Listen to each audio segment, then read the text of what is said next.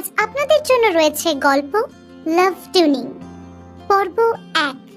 মাথার প্রবলেম আছে নাকি? গরমকাল শেষ হলো বলে এখন রোদের তাপ আর অসহ্য লাগে না। বেশ সুন্দর হাওয়া দেয় মাঝে মাঝে। সূর্য অস্ত যাবে এমন সময় একটা লাল রঙের গাড়ি ধুলোর ঝড় উড়িয়ে রাস্তা দিয়ে চলে গেল। গাড়ির ভেতরে ইন্দ্রাণী একটু রেগে গিয়েই বলল, অঙ্কিতা, তোর এত বয়স হয়ে গেল, এখনো সেই সেলিব্রিটিদের পিছনে পড়ে রইলি? এখনো ক্রাশ খাচ্ছিস এদের উপরে? 1 মিনিট, একটা ঝগড়া চলছে, আমি এটা শেষ করে নিয়ে কথা বলছি, কেমন? মিষ্টি গলায় বলল অঙ্কিতা। ইন্দ্রাণী একটা দীর্ঘশ্বাস ছেড়ে গাড়িটা রাস্তার ধারে দাঁড় করালো। অঙ্কিতার দিকে তাকিয়ে বলে গেল, আমায় একবার কোম্পানিতে যেতে হবে একটা কাজের জন্য। তুই কিন্তু একদম বসে থাকবি এখানে, কোথাও যাবি না। অন্যমনস্ক ভাবে মাথা নাড়িয়ে অঙ্কিতা ফোনের দিকেই তাকিয়ে রইল। এই মুহূর্তে ফেসবুকে অনলাইনে চলতে থাকা তর্ক বিতর্কতেই সে মগ্ন। সেলিব্রিটিদের ফ্যানরা এসব ঝগড়া করেই থাকে, এতে সেলিব্রিটিদের পাবলিসিটি হয়। এই মুহূর্তে অঙ্কিতা ওর বিপক্ষে থাকা ফ্যানদের বেশ কড়া করে কথা শোনাচ্ছে। মেঘে ঢাকা তারা ব্যান্ডটিকে অঙ্কিতা পছন্দ করে না, অ্যান্টি ফ্যান হয়ে তাই ওকে একটু ঝগড়া করতেই হবে। এই ব্যান্ডটা এত পপুলার হলেও এদের ফ্যানগুলো লেভেল এরকম লো কেন কে জানে। হঠাৎ করে গাড়িটা কেঁপে উঠল। অঙ্কিতা অবাক হয়ে পেছনে তাকিয়ে যা দেখলো তাতে ও শকড হয়ে গেল। ইন্দ্রাণী ওর জেঠতুতো দিদি, সারা জীবন ধরে স্পিড লিমিটের ওপরে গাড়ি চালানোই ইন্দ্রাণীর অভ্যাস। তার মানে গাড়িটা নো পার্কিং স্পটে দাঁড় করাবি, তাও আবার রাস্তার মাঝে? পেছনে তাকিয়ে অঙ্কিতা দেখলো একটা দামি ফরেন কার দাঁড়িয়ে আছে। ইন্দ্রাণীর গাড়িটা ধাক্কার চোটে পিছনে গড়িয়ে গিয়ে সেই গাড়িটাকে আবার ধাক্কা দিল। ও গড! কিছুক্ষণ পর অঙ্কিতা গাড়ির দরজা খুলে আস্তে আস্তে বাইরে বেরোলো ব্যাপারটা ঠিক করে দেখার জন্য। পেছনের দামি গাড়িটার সামনেটা দেখে অঙ্কিতা বুঝলো যে আজ ওর লাক ভালো, খুব বেশি ক্ষতি হয়নি, একটু স্ক্র্যাচ হয়েছে শুধু।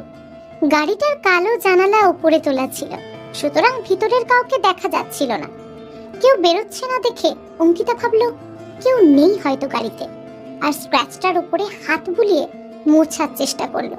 কিন্তু তাতে কি আর স্ক্র্যাচ চলে যায়? এদিক ওদিক তাকিয়ে অঙ্কিতা দেখলো আশেপাশে কেউ নেই, তাই কুর্তির কোনা দিয়ে দাগটা মোছার চেষ্টা করলো, কিন্তু তাতেও কোনো লাভ হলো না। এটার জন্য তো কম্পেনসেশন দিতে হতে পারে। যদি তাই হয় তাহলে আজ আর ইন্দ্রাণীর সঙ্গে বিরিয়ানি খাওয়া হবে না। ধ্যাত! রেগে গিয়ে অঙ্কিতা গাড়িতে এক ঘুষি মারল। ঠিক সেই সময় গাড়ির জানলা নামিয়ে একজন বলল, আরে, আপনার কি মাথা ঠিক আছে? অঙ্কিতা চমকে গেল রীতিমতো। গাড়িতে কেউ ছিল নাকি? আর চোখে তাকিয়ে অঙ্কিতা দেখলো গাড়ির পেছনে একজন বসে আছে, কালো পোশাক আর বড় সানগ্লাস পরে। একটু লজ্জা পেয়ে অঙ্কিতা বলল, আই এম ভেরি সরি, এটা আমার দিদির গাড়ি, ও এসে ঠিক আপনাকে কম্পেনসেশন দিয়ে দেবে। গাড়িতে বসা লোকটি অল্প হেসে বলল, কিভাবে কম্পেনসেট করবেন একটু বলবেন? অঙ্কিতা ইতস্তত ভাবে বলল, মানে খুব বেশি তো ক্ষতি হয়নি, 2000 টাকা এনাফ হবে না? লোকটি অঙ্কিতার দিকে অবাক হয়ে তাকালো। অদ্ভুত তো। অঙ্কিতা একটু বিরক্ত হয়েই বলল, আপনার কি কোনো অসুবিধা হচ্ছে? আমি ঠিক ধরেছিলাম, লোকটি বলল, আপনার নিশ্চয়ই মাথা ঠিক নেই। অঙ্কিতা আর চুপ থাকতে পারলো না, ঠোঁট কামড়ে জবাব দিল, হোয়াট? আমার মাথা ঠিক নেই? আপনার মাথার প্রবলেম আছে। কম্পেনসেশন হিসেবে টাকা কি যথেষ্ট নয় আপনার জন্য, নাকি আমাকে আমার ব্লাড বা ফ্লেশ দিয়ে কম্পেনসেশন করতে হবে? গাড়িতে বসে থাকা লোকটা কোনো কথা বলল না, তবে হঠাৎ করে চারপাশটা এমন চুপচাপ হয়ে গেল যে অঙ্কিতা একটু দমে গেল। কোনো কথা না বলেও লোকটা এমন কনফিডেন্ট দেখাচ্ছে কিভাবে? অঙ্কিতা কি করবে ভেবে উঠতে পারল না। অবশেষে লোকটি খুব শান্তভাবে বলে উঠল, আপনার মাংস দিয়ে কম্পেনসেট করবেন? এই বছর তো পাঠার দাম খুব বেশি নয়। অঙ্কিতা অবাক হয়ে কয়েক সেকেন্ড দাঁড়িয়ে রইল, তারপর তেলে বেগুনে জ্বলে উঠল। লোকটা ওকে ছাগল বলে ডাকলো নাকি? আপনি বলুন তাহলে, এর সলিউশন আপনি বার করুন, রেগে বলল অঙ্কিতা।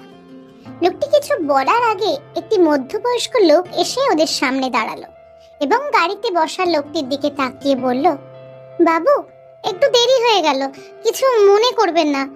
এই লোকটি গাড়িটার ড্রাইভার। কোনো ব্যাপার না, গাড়িতে বসে থাকা লোকটি বলল। ড্রাইভারটি অঙ্কিতার দিকে তাকিয়ে বেশ রেগে গিয়ে বলল, এটা কিন্তু সম্পূর্ণ আপনার দোষ, আপনাকে কম্পেনসেশন দিতেই হবে। ভেতরের লোকটি হঠাৎ বলে উঠল, উনি বলেছেন 2000 টাকা দেবেন। তোমার কি মনে হয় সেটা এনাফ?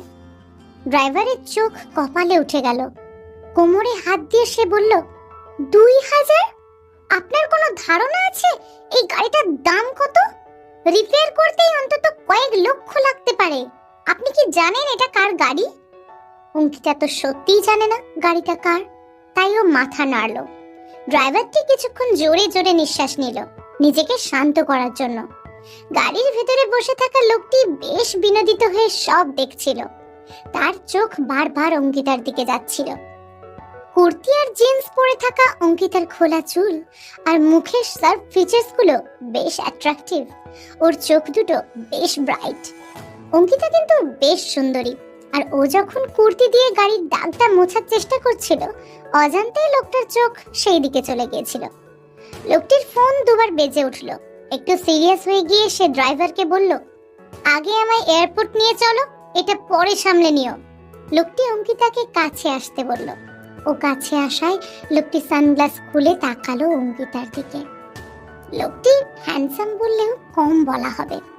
মুখটা এত ব্রাইট অ্যাট্রাকটিভ যে অঙ্কিতা একটু থতমত খেয়ে গেল। বয়সও বেশি নয়, অঙ্কিতার বয়সী না হলেও খুব একটা বড় বলে মনে হলো না দেখে। বাঁ চোখের নিচে একটি ছোট্ট তীর যেন লোকটিকে একটু বেশি অ্যাট্রাকটিভ করে তুলেছে। এটা ওর চেহারাতে এমন একটা রাজকীয় ব্যাপার ছিল। আপনার ফোনটা দিন, লোকটি শান্ত গলায় বলল। কিছু না ভেবেই অঙ্কিতা ফোনটা এগিয়ে দিল। লোকটি নিজের নাম্বারে ফোন করলো, এরপর ফেরত দিয়ে দিল। আপনার কথা রাখবেন কিন্তু। এই বলে লোকটির গাড়িটা এগিয়ে গেল এয়ারপোর্টের দিকে। ইন্দ্রাণী কিছুক্ষণ পরে সুপার এন্টারটেইনমেন্ট কোম্পানির বিল্ডিং থেকে বেরিয়ে এসে দেখে অঙ্কিতা এক দৃষ্টিতে সামনে তাকিয়ে অল্প অল্প হাসছে। মাথাটা কি একেবারে গেল ফেসবুক করতে করতে? ও অঙ্কিতাকে অল্প ধাক্কা দিয়ে জিজ্ঞেস করলো।